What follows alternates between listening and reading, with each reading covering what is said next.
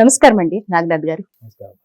మరి దీపావళి సందర్భంగా ఆధ్యాత్మిక జ్యోతిష్యం గురించి, దాని యొక్క ప్రాముఖ్యత గురించి ఎన్నో అద్భుత విషయాలు మాతో పంచుకుంటున్నారు. మరి ద్వాదశ రాశుల్లో చివరి రాశి అయినటువంటి మీనరాశి గురించి చెప్పండి. వారి యొక్క అసుర లక్షణాలేంటి, దైవ లక్షణాలేంటి, వాళ్ళ గోచారం ఎలా ఉంటుంది, ఇవన్నీ చెప్పండి. ఖచ్చితంగా. ముందుగా హిట్ టీవీ ప్రేక్షకులందరికీ నమస్కారం. అసుర దైవ లక్షణాలు అన్నారు. కలియుగంలో అసురులు వేరు కాదు, దేవతలు వేరు కాదు. ఇద్దరు కలిసి మన మన మన దేహంలోనే సంసారం చేస్తున్నారు అన్నది కలియుగంలో ఒక ఒక రూల్. అది ప్రతి ఒక్కరు తెలుసుకోవాల్సినటువంటి విషయం. ప్రతి ఒక్కళ్ళు కూడా అవగాహన కోసం చెప్తున్నాను. కలియుగంలో అసురులు బయట లేరు, దేవతలు బయట లేరు. అంతా మనకి అంతర్చేతనంలోనే ఉంటారు. ఈ అంతర్చేతన స్థితిలో ఉన్నటువంటి ఈ నెగటివ్ ఫోర్స్, పాజిటివ్ ఫోర్స్, కొంతమందికి పాజిటివ్ ఎనర్జీ ఎక్కువ ఉంటుంది, కొంతమందికి నెగిటివ్ ఎనర్జీ ఎక్కువ ఉంటుంది. పాజిటివిటీ నెగిటివిటీని మనం ఎప్పుడైతే క్లాసిఫై చేస్తామో, ముఖ్యంగా మీనరాశి వాళ్ళకి, మీనరాశికి అధిపతి కూడా గురువే. సో మీనరాశి వాళ్ళకి ముఖ్యంగా గోచారాన్ని కూడా ఒకసారి మనం విశ్లేషిస్తే, వీళ్ళకి రాశిలోనే ఇప్పుడు ప్రజెంట్ ద్వితీయ భాగంలో వాళ్ళకి ఏలినాటి శని. ఎవరికి? మీనరాశి వాళ్ళకి ద్వితీయ భాగం. మొదటి భాగం అయిపోయింది. మొదటి భాగంలో బాగా చేశారు వీళ్ళకి. అవన్నీ చెప్పిన వాళ్ళకి కూడా నేను చెప్పే ఈ సూచనలు పనికొస్తాయి. ఈ రాశి వాళ్ళకి చతుర్థ భావంలో గురువు కేంద్ర భావంలో ఉన్నప్పటికి కూడా చతుర్థానంలో ఉంటాడు. ఎట్ ద సేమ్ టైం ఈ మీనరాశి వాళ్ళకి దశమాధిపతి కూడా గురువే. రాశ్యాధిపతి దశమాధిపతి కూడా గురువే. ఇది గోచారం. వాళ్ళకి వ్యయంలో రాహు ఉంటాడు. సో వీళ్ళు ఆధ్యాత్మిక బలాన్ని ఎలా తెలుసుకోవాలి? ఎందుకంటే వాళ్ళకి ఏలినాటి శని నడుస్తుంది. మనము ఎన్నో రకాల రీచువల్స్, మనము ఆధ్యాత్మిక పరమైనవి రీచువల్స్ గా మనము బయట ప్రపంచంలో చేస్తాం. అది హోమాలు, జపాలు, పాలాభిషేకం, అన్ని తీర్థయాత్రలు అన్ని చేస్తాం. అవన్నీ ఓకే. కానీ మీరు చేసేటువంటి ఈ కార్యాచరణ అంతా కూడా మీ వ్యవహార శైలిని, మీ కుటుంబ సమస్యల్ని, లేదా కుటుంబపరమైన విషయాల్ని, లేకపోతే ఆర్థిక పరమైన విషయాల్ని నిజంగా పెంపొందిస్తుందా, మెరుగుపరుస్తుందా? చెప్పండి. ఒక విషయం చాలా బ్లంట్ గా చెప్తున్నాను మీనరాశి వాళ్ళకి, మీరు అపార్థం చేసుకున్నా కానీ ఆలోచించండి ఒకసారి. ధర్మపరమైనటువంటి అంశాలు దేని వల్ల కూడా ఆర్థిక స్థితి మెరుగుపడదు. అంటే religious practices cannot make you to become rich or flourish. ఒకవేళ నిజమైతే ప్రపంచ దేశాల్లో 55 దేశాల్లో మా మతం ఉందని చెప్పుకునే వాళ్ళ దేశాల్లో 50 దేశాలు అడుగు తింటూనే ఉన్నాయి. మరి అవన్నీ మతపరమైన దేశాలే, మనలాగా సెక్యులర్ దేశాలు కావు. విన్నారా మేడం? మనది ఒకటే సెక్యులర్ దేశం. దౌర్భాగ్యం అది. ప్రపంచ దేశాల్లో మా మతమే శాసిస్తుంది అనుకున్నటువంటి దేశాల్లో అడుగు తింటూ చాలా దుర్భరమైనటువంటి స్థాయిలో ఉన్న వాళ్ళందరూ కూడా వాళ్ళు గొప్పగా చెప్పుకున్నటువంటి మతపరమైనటువంటి విశ్వాసాలు వాళ్ళు అనుత్యం ప్రాక్టీస్ చేస్తారు. But are they really flourishing? Are they prospering? No. గడిచిన 70 సంవత్సరాల్లో ఏ రోజు వాళ్ళు ఎదగలేదు. ఇక్కడ ఉన్నారు, అక్కడే ఉన్నారు, పడిపోతున్నారు. ఇంకా ఎందుకు మీనరాశి వాళ్ళకి చెప్తున్నానంటే, మీనరాశి వాళ్ళకి డిఫాల్ట్ ఒక డిటాచ్డ్ ఫ్యాకల్టీ ఆఫ్ పర్సనాలిటీ ఉంటుంది. మనం ఏమని చెప్పచ్చు, ఒక ఊహాత్మకంగా ఒక చిత్రాన్ని నేను ఒకవేళ ఊహించుకుంటే వాళ్ళ గురించి ఒక సన్యాసి అని చెప్పచ్చు. సన్యాసి అనే వాళ్ళు కూడా వీళ్ళకి ఒక విచిత్రమైనటువంటి సన్యాసి లక్షణాలు ఉంటుంది. గమ్యం లేని బాటసారి అన్నమాట. వీళ్ళు జర్నీ నడుస్తూనే ఉంటది, కానీ వీళ్ళు ఎటు వెళ్తున్నారో తెలియదు. దీన్ని మీరు వ్యవహారానికి అప్లై చేసి చూడండి. వీళ్ళు వ్యవహారంలో బతకలేరు మేడం. వ్యవహారంలో బతకలేరు, వ్యవహారాన్ని శాసించలేరు. రెండోది నాటకీయంగా ఉండలేరు, స్వేచ్ఛ కోరుకునేవాళ్ళు నిర్బంధించి ఉంచితే ఉండలేరు. రెండోది అబద్ధాలు చెప్పి బతకలేరు. మీరు చెప్పండి, వీళ్ళు ఆధ్యాత్మిక పరంగా గొప్పవాళ్ళు కదా, వ్యవహారికంగా కాదు, వ్యవహారికంగా బలహీనులు. Got my point? ఇప్పుడు మీరు వ్యవహారికంగా కూడా మీరు మకర రాశి వాళ్ళలాగా పోటీతత్వం ఉండాలి, మీకు ప్రతిఘటించే లక్షణాలు ఉండాలి. కానీ లేదు, నేను అక్కడ వ్యవహారికంగా వచ్చేటప్పటికి నేను ఈ పని చేయలేను, నేను ఇది చేయలేను, ఇది నా మనస్తత్వానికి విరుద్ధం. ఆ లక్షణాన్ని ఏమనుకోవాలి మనం?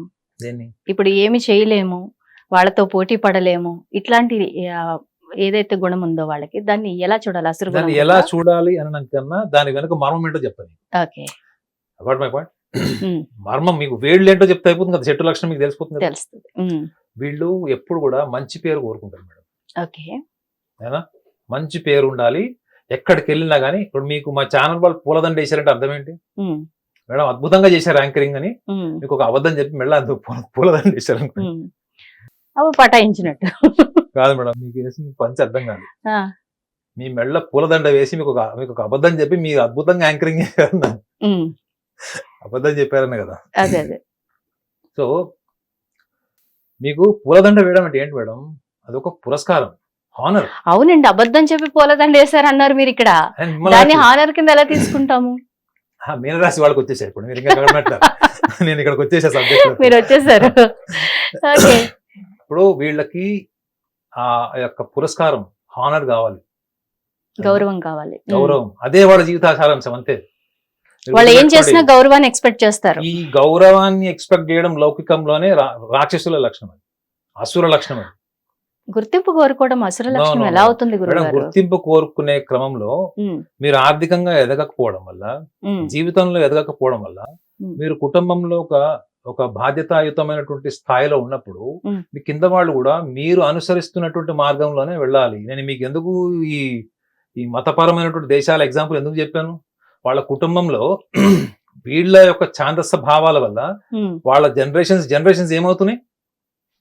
వాళ్ళ ఇంట్లో ఐఫోన్ ఉండదు, టెక్నాలజీ ఉండదు, ల్యాప్టాప్ ఉండదు, ఎడ్యుకేషన్ ఉండదు, సైంటిఫిక్ పర్సెప్షన్ ఉండదు. ఇవన్నిటి వెనక ఎవరున్నారు? ఈ యొక్క ప్రతిఘటించేటువంటి సమాజాన్ని ప్రశ్నించలేనటువంటి, ప్రతిఘటించలేనటువంటి సమాధానం ఎందుకుంది? Because I want to be honoured with my belief, with my prejudices, and I'm very sensitive about handling environment. అంటే ఒకటి వీళ్ళు గమనించాల్సింది ఏంటంటే, మీరు అడిగిన ప్రశ్నలో ఇంకొక కోణం ఏంటంటే, లౌకికంగా బతకడం రాదని నిన్న మొదట చెప్పా కదా, అక్కడ టాక్ట్ఫుల్ గా ఎలా డీల్ చేయాలో తెలియదు. అదే పక్కన ఎవడన్నా ఒకటి సలహా ఇచ్చాడు అనుకున్నారు, ఇట్లా నువ్వు డీల్ చేయాలంటే చేస్తారు. మీకు తెలుసా? చూడండి, అపారమైనటువంటి విధేయత. నేనైతే చెప్పా కదా, ఒక రకంగా చెప్పాలంటే ఐ వాజ్ రియల్లీ ఫ్యాసినేటెడ్. నా మీనరాశి ఫ్రెండ్స్ చాలా ఉన్నారు, ఎంత నిజాయితీగా ఉంటారంటే చెప్తే వింటారు. అబ్బా, అసలు మీరు ఇలా చెప్పడం దాన్ని యాజ్ గా ఎగ్జిక్యూట్ చేసేస్తారు వాళ్ళు. కానీ వాళ్ళకి they always need a mentor కావాలి, ఒక గైడ్ గానీ, మెంటార్ గానీ, ఒక మోటివేషనల్ పర్సన్ ఉండాలి. కారణం ఏంటంటే వాళ్ళ మీద వాళ్ళకి వ్యవహారికంగా ఆత్మస్థైర్యము, ఆత్మవిశ్వాసం ఉండదు.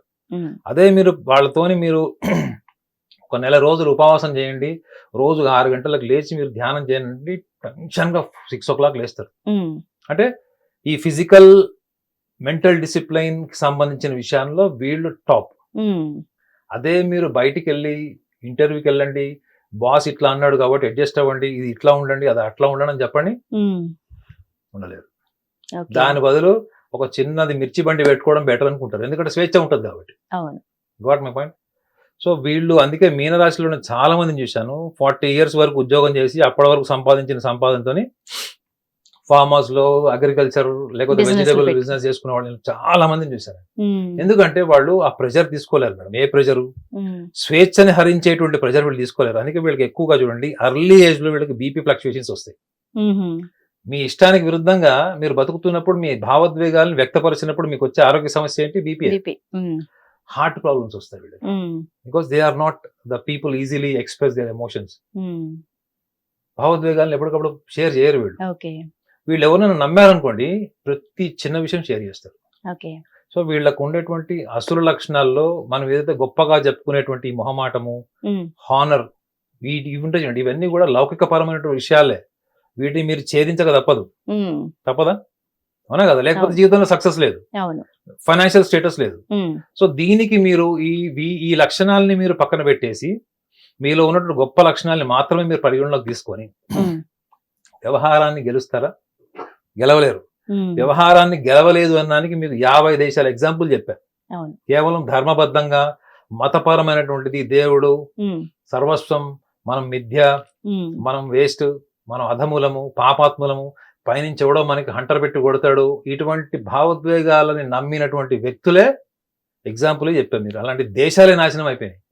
కానీ మీనరాశి వాళ్ళకి నా మోటివేషనల్ పాయింట్ ఏంటంటే, మీరు ఎదుటి వ్యక్తి దృష్టిలో మంచివాళ్ళు అవ్వాలి అనుకుంటే మీలో ఉన్నటువంటి క్రియేటివిటీ, మీలో ఉన్న ఇండివిజువాలిటీ మీరు గుర్తుపెట్టుకోండి. మీనరాశి వాళ్ళకి మీరు ఏదైనా చెప్పండి, వాళ్ళ సొంత బుర్ర పెట్టకుండా ఏది ఎగ్జిక్యూట్ చేయరు. మీరు చెప్పింది కనిపిస్తుంది, మీరు ఇచ్చిన సలహాలో మీ యొక్క ఇంటెలిజెన్స్ కనిపిస్తుంది, కానీ దాన్ని యాజ్ ఇట్ ఈస్ గా తీసుకోబెట్టరు. అదే మీరు కర్కాటక రాశి వాళ్ళకి ఇవ్వండి, ఇక్కడ కొరియర్ బాక్స్ తీసుకుపోయి అక్కడ paste. ఇచ్చేస్తారు. అంటే కాదు, మీరు ఇచ్చిన ఆలోచనని యాజ్ ఇట్ ఈస్ గా ఎగ్జిక్యూట్ చేస్తారు. ఓకే. అదే మీరు సింహరాశి వాళ్ళకి ఇవ్వండి, అస్సలు చేయరు. వాళ్ళు సొంత బుర్ర పెట్టి చేస్తారు, మోరల్ తీసుకుంటారు. మీనరాశి వాళ్ళు వాళ్ళకు సొంత బుర్ర, ఆలోచన, క్రియేటివిటీ ఇవన్నీ ఉంటాయి. ఓకే. మోస్ట్ క్రియేటివ్ పీపుల్ వాళ్ళు, most creative, most passionate and most spontaneous people వాళ్ళు. కానీ లౌకిక ప్రపంచానికి కావాల్సింది ఏంటి? సమయస్ఫూర్తి. రెండోది ఏంటి? ఎప్పటికప్పుడు కాలంతో పాటు నడిచేటువంటి స్థిరమైన బలమైనటువంటి వ్యూహం. ఈ రెండు వాళ్ళకు ఉండవు. ఇక వీళ్ళు గుళ్ళు, గోపురాలు, తీర్థయాత్రలు ఎన్ని తిరిగినా తిరగండి, దానివల్ల మాకు ఒక సాటిస్ఫాక్షన్ ఉంటుంది, కొత్త ప్రదేశం, కొత్త ప్రాంతం, కొత్త స్నేహితులు. కానీ అది మిమ్మల్ని వ్యవహారికంగా లిఫ్ట్ చేయదు. ఈ రియాలిటీలో ఉండండి. ఓకే. వ్యవహారికంగా పనికిరాదు అది. Okay, travelling, journeys, holy places and all that's good. దీని వల్ల మీకు ఉద్యోగం వస్తుంది, కోటీశ్వరులు అవుతారు, మీ జీవిత భాగస్వామి అప్రిషియేట్ చేస్తుంది. ఏం ఈ రోజుల్లో ఆడవాళ్ళు గుళ్ళు, గోపురాలు, తీర్థయాత్రలకు వెళ్ళే వాళ్ళని తీసి పక్కన పెడుతున్నారు మ్యారేజ్ బ్యూరోలో. మీకు తెలుసో లేదో? నీకు ఎన్ని ఇల్లులు ఉన్నాయి, ఈఎంఐలు క్లియర్ అయినాయా, సివిల్ స్కోర్ ఎంత, ఇవి చూస్తున్నారు. మరి ఇటువంటి వ్యవహారికపరమైన విషయాల్లో ఇటువంటి కాంప్లికేటెడ్ గోచారంలో ఉన్నారు ఇప్పుడు వీళ్ళు. చెప్పాను కదా, ద్వితీయ భాగం, గురువు యొక్క స్థానం వక్రి, ప్లస్ ఇంకోటి 10వ తారీఖు అక్టోబర్ నుంచి 28వ తారీఖు డిసెంబర్ వరకు ఈ సంవత్సరం ఎంత కూడా వాళ్ళకి ఒక అతిచార స్థితిలో గురువు ఉంటాడు, వక్రిలో కూడా ఉంటాడు ఈ టైంలో. సో ఇన్ని కాంటంప్లేటివ్ స్టేటస్ లో వీళ్ళు అనవసరమైనటువంటి ఆ యొక్క గౌరవము, గుర్తింపు, దండ, ఇందాక మీకు వేసిన దండ ఇది తీసి పక్కన పెట్టండి. దీనివల్ల 50% మీరు వ్యవహారంలో గెలుస్తారు. రెండో విషయం ఏంటంటే, మీ యొక్క మొహమాటపు వైఖరి, ఇది మీ యొక్క ఇంట్రోవర్ట్ నేచర్ నుంచి ఆత్మవిశ్వాసం, సెల్ఫ్ కాన్ఫిడెన్స్ రిలేటెడ్. ఇది ఈ వైఖరిని మీరు పక్కన పెట్టి సందర్భ సహితంగా ఎస్ ఆర్ నో చెప్పడం నేర్చుకోండి. మీరు ఆటోమేటిక్ గా చెప్తున్నా కదా, నరక చతుర్దశి రోజు అక్కడ కాలిపోయేది నరకాసురుడు బొమ్మ కాదు. ఈ రెండు బలహీనతలు. మిగతా అది ఎట్లనో 100% వీళ్ళలో ధార్మిక బలం ఉంది. కాబట్టి పాడ్యమి, విధియ, తదియల్లో వీళ్ళు కొత్తగా చిగురించినట్టు దీపాలు చూస్తారు వీళ్ళ జీవితంలో. చాలా చక్కగా చెప్పారండి. Thank you very much Naganath గారు. హిట్ టీవీ యాప్, ఇందులో short news, live news, entertainment shows, movies, digital magazines తో పాటు మీ జిల్లా వార్తలను కూడా ఫ్రీగా చూడొచ్చు. ఇంకెందుకు ఆలస్యం, వెంటనే హిట్ టీవీ యాప్ ని డౌన్లోడ్ చేసుకుని ఫ్రీగా ఎంటర్టైన్మెంట్ పొందండి. Hit TV app. Hit TV app. Please download hit TV app. Hit TV app ని ఫ్రీగా డౌన్లోడ్ చేసుకుని ఎంజాయ్ చేయండి. మీకు నచ్చిన ఎంటర్టైన్మెంట్ కోసం హిట్ టీవీ యాప్ ని ఫ్రీగా డౌన్లోడ్ చేసుకుని ఎంజాయ్ చేయండి. హిట్ టీవీ యాప్ ని డౌన్లోడ్ చేసుకుని ఆస్వాదించండి, ఆశీర్వదించండి. ఇంతమంది సెలబ్రిటీలు హిట్ టీవీ యాప్ ని డౌన్లోడ్ చేసుకోండి అని చెప్తున్నారంటే ఎంత మంచి యాప్ ఆలోచించండి. అమెరికా అమెరికా అమెరికా అమెరికాలో చదవాలనుకునే వాళ్ళకి విశ్వసనీయమైన పేరు మన శౌర్య కన్సల్టెన్సీ. UK లో 1 year masters. UK లో 1 year masters. 2 years work permit up to 5 years visa. Contact Saurya Consultancy. Contact 89851 89851.